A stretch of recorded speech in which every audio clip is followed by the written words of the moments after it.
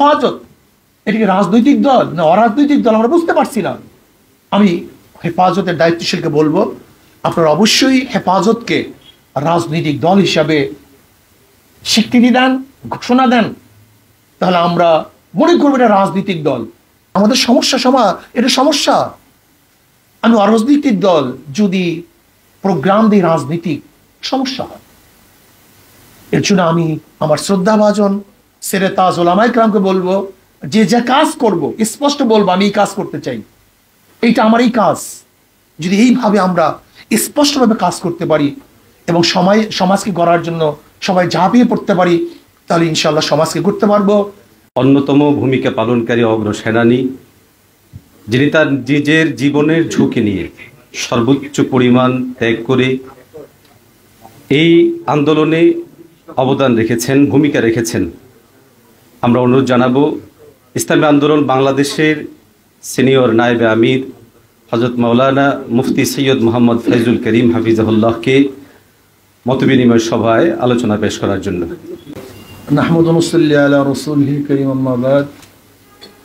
আউযু বিল্লাহি মিনাশ শাইতানির রাজীম। বিসমিল্লাহির রহমানির রহিম।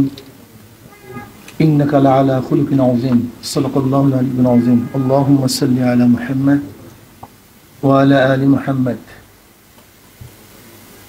জাতীয় ওলামা শায়খ আইম্মা পরিষদ কর্তৃক আয়োজিত কেমন বাংলাদেশ চাই শীর্ষক আলোচনায় যারা অংশগ্রহণ করেছেন, শ্রদ্ধাভাজন সম্মানিত ওলামায়ে কেরাম এবং সর্বস্তরের ভাইয়েরা আমার,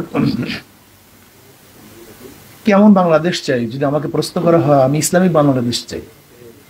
আমি একটা ইসলামিক বাংলাদেশ চাই যেখানে ইসলামিক শাসন থাকবে, কোরআন ও হাদিসের অনুযায়ী আইন প্রণয়ন হবে, বাস্তবায়ন হবে, সেটা আমি চাই।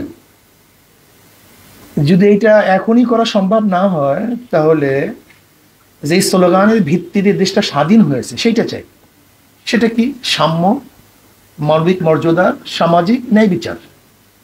দেখেন, আসলে আমাদের অনেকেরই জানা নাই, বা জানা থাকলেও হয়তো মনে নেই, এ দেশ কিন্তু স্বাধীন হয়েছিল তিনটা স্লোগানের ভিত্তিতে: সাম্য, মানবিক মর্যাদা, সামাজিক ন্যায় বিচার। আজকে সাম্যতা আছে? সাম্যতা নেই, কোনো জায়গায় সাম্যতা নেই। যে ক্ষমতায় থাকবে চাকরি তার, যে ক্ষমতায় থাকবে না তার চাকরি নেই। যে ক্ষমতায় থাকবে তার তো খাদ্যের কোনো অভাব নেই।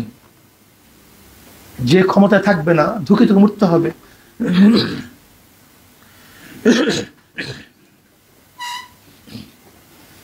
যে ক্ষমতায় থাকবে তার পিয়ন তো 400 কোটি টাকার মালিক হবে। আর যে ক্ষমতায় থাকবে না তাকে রাস্তায় ধুকে ধুকে মরতে হবে। এর নাম কি সাম্যতা? এটা আমরা চাই না, আমরা সাম্যতা চাই। সাম্য, সবাই সমান। বাংলাদেশের নাগরিক বলতে সবার অধিকার সমান, সবার অধিকার সমান। বাক শক্তির অধিকার সমান থাকবে, চাকরির অধিকার সমান থাকবে, বস্ত্রের অধিকার সমান থাকবে, শিক্ষার অধিকার সমান থাকবে, বাসস্থানের অধিকার সমান থাকবে, চিকিৎসার অধিকার সমান থাকবে। এটা আমরা চাই।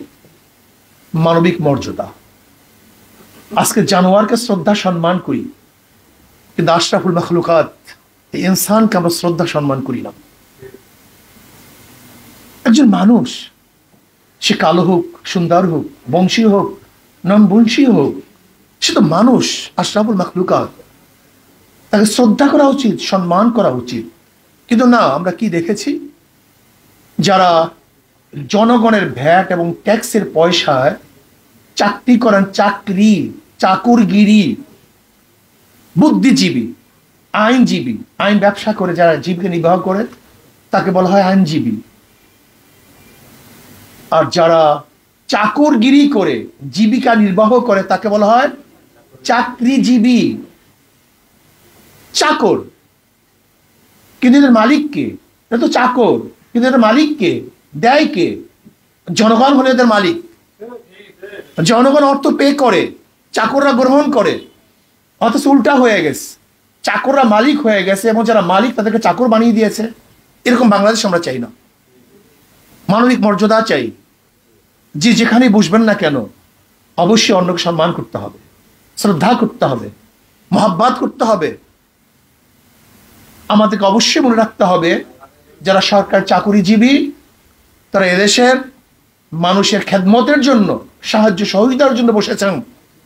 আধিপত্য বিচার বিস্তার করার জন্য, জুলুম অত্যাচার করার জন্য সেখানে বসেন নেই। এর জন্য আমরা মানবিক মর্যাদা চাই, সামাজিক ন্যায় বিচার চাই, সামাজিক ন্যায় বিচার। আজকে যারা ক্ষমতায় থাকবে হাজারো খুন করলে তারা মুক্তি হয়ে যাবে, খোলা আকাশে নিচে ঘুরবে, আর আপনার দল করবেন না, তাহলে আপনাকে ধুকে ধুকে মরতে হবে, আয়নাঘরে থাকতে হবে। এরকম বিচার আমরা চাই না। সামাজিক বিচার চাই, যেখানে জনাবি মুহাম্মদ রাসূলুল্লাহ সাল্লাল্লাহু আলাইহি ওয়াসাল্লাম বলেছেন, আমার মেয়ে ফাতেমাও যদি চুরি করে আমি তার হাত কেটে দেব। এই বিচার আমরা চাই। কে মালিকের সন্তান, কে এমপির সন্তান, কে এমপি, কে মিনিস্টার, এটা আমাদের দেখার বিষয় নয়। আমরা সবাই মাজলুমের পক্ষে, জালেমের বিপক্ষে। যে অন্যায় করবে অন্যায়ের বিরুদ্ধে, যে ন্যায় করবে আমরা তার পক্ষে। কি আমার দল করে, কি আমার বিরোধী, এই ভেদাভেদ আমরা চাই না।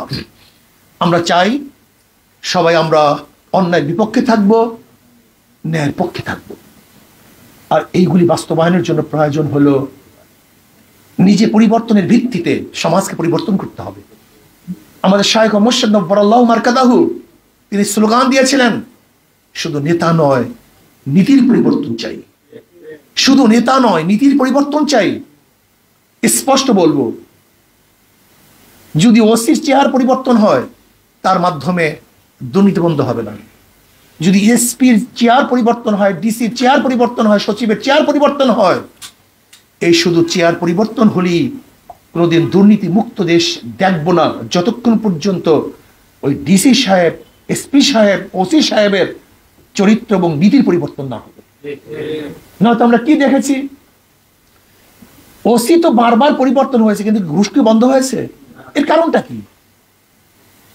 ওসি পরিবর্তন হয়েছে, ঘুষ বন্ধ না হওয়ার কারণটা কি? সবাই ঘুষখোর ওসি, বিদায় ঘুষ পরিবর্তন হয়নি, শুধু চেয়ার পরিবর্তন হয়েছে। বহুত সরকার আমরা দেখেছি কিন্তু দুর্নীতি কি বন্ধ হয়েছে? কারণটা কি? এক সরকার যাওয়ার পরে আর এক সরকার, সেও দুর্নীতিবাজ, এই জন্য দুর্নীতি বন্ধ হয়নি। আপনারা কি দেখেছেন 5ই আগস্ট নতুন স্বাধীনতা পাওয়ার পরে মাত্র 2-3 দিনের মধ্যে দেশের অবস্থা কি করেছে? কারা ঘর বাড়ি জ্বালিয়ে দিয়েছে, কারা চুরি করেছে, কারা ডাকাতি করেছে, কারা সমস্ত সম্পত্তি দখল করেছে, ঘাটগুলি দখল করেছে। যারা দখলদার, ডাকাত, লুটেরা, যারা আগুন দেয়, এদের মাধ্যমে দেশ কোনোদিন আদর্শবান নীতিবান হতে পারে না। এই জন্য আমরা চাই নীতির পরিবর্তন, শুধু নেতার পরিবর্তন নয়। সুন্দর একটা উদাহরণ দিতে চাই। এ বি সি, 3 জনের 3টা নাম। এ একজনের নাম, বি সি। এও চোর, বিও চোর, সিও চোর। ক্ষমতায় আসে এ, সে কি করবে? আবার আন্দোলন করো, সংগ্রাম করো, হটাও এ, রক্ত দাও, জীবন দাও, বসাও বি। সে কি করবে? হটাও বি। আন্দোলন করলাম, সংগ্রাম করলাম, রক্ত দিলাম, শহীদ হলাম, হটাও বি, চাই না বি, বসালাম সি। সে কি করবে? কারণটা কি? নেতার পরিবর্তন হয়েছে, নীতির পরিবর্তন হয়নি। দেশ স্বাধীন হওয়ার পর থেকে আজ পর্যন্ত এ বি সি যারাই ক্ষমতায় ছিল, শুধু মানুষের পরিবর্তন হয়েছে, নীতি ও আদর্শের পরিবর্তন হয়নি। কাজে নীতি ও আদর্শ পরিবর্তন না হওয়ার কারণেই সাম্য, মানবিক মর্যাদা এবং সামাজিক ন্যায় বিচার প্রতিষ্ঠিত করতে পারি নাই। কাজে আমরা চাই সাম্য, মানবিক মর্যাদা এবং সামাজিক ন্যায় বিচার প্রতিষ্ঠা করার জন্য কুয়ার মধ্যে ইঁদুর রেখে কুয়াকে পরিষ্কার করা যায় না। কুয়ার মধ্যে ময়লা রেখে, অপবিত্র জিনিস রেখে 1000 বার কুয়ার পানি সেচলেও কুয়া পরিষ্কার হবে না। এখন সবচেয়ে মনে রাখতে হবে, বাংলাদেশের সংবিধানের মধ্যে হলো ময়লা, সংবিধানের মধ্যে আবর্জনা। এই সংবিধান পরিবর্তন করার আগ পর্যন্ত কোনোদিন নীতি ও আদর্শ পরিবর্তন হবে না। এই জন্য আসুন আমরা সাম্য, মানবিক মর্যাদা এবং সামাজিক ন্যায় বিচার একটা আদর্শবান রাষ্ট্র চাই। এই জন্য নিজেকে করতে হবে। নিজেকে পরিবর্তন করতে হবে। আর শ্রদ্ধাভাজন ওলামায়ে কেরাম গিয়ে বলবো, শ্রদ্ধাভাজন ওলামায়ে কেরাম, আমি 5ই আগস্টের এই আন্দোলনের আগে একটা বক্তৃতা দিয়েছিলাম, যদি এই আন্দোলনে আপনারা সম্পৃক্ত না থাকেন তাহলে ইতিহাস থেকে আপনারা আবার বিচ্ছিন্ন হয়ে যাবেন।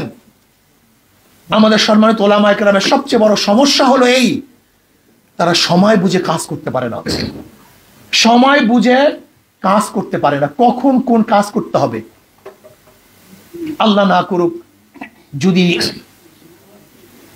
এই আন্দোলনে আমরা সশরীরে উপস্থিত না হতাম, আমরা সক্রিয় ভূমিকা না রাখতাম, তাহলে আবারও ইতিহাস থেকে আস্থা করে আমরা নিক্ষেপিত হতাম। বুঝতে হবে। এর জন্য ওলামায়ে কেরামকে বলবো, কলবকে স্বচ্ছ করি, আর যে কাজ করব সেই কাজ যেন মানুষের কল্যাণের জন্য হয়, নিজের কল্যাণের জন্য না হয়। স্পষ্ট থাকা চাই, সবকিছু স্পষ্ট থাকা চাই। হেফাজত এটা কি রাজনৈতিক দল না অরাজনৈতিক দল আমরা বুঝতে পারছি না। আমি হেফাজতের দায়িত্বশীলকে বলবো, আপনারা অবশ্যই হেফাজতকে রাজনৈতিক দল হিসাবে স্বীকৃতি দেন, ঘোষণা দেন, তাহলে আমরা মনে করবো এটা রাজনৈতিক দল। কিন্তু স্পষ্ট করতে হবে, এটা আমাদের সমস্যা, এটা সমস্যা। আমি অরাজনৈতিক দল যদি প্রোগ্রাম দিই রাজনীতিক, সমস্যা হয়।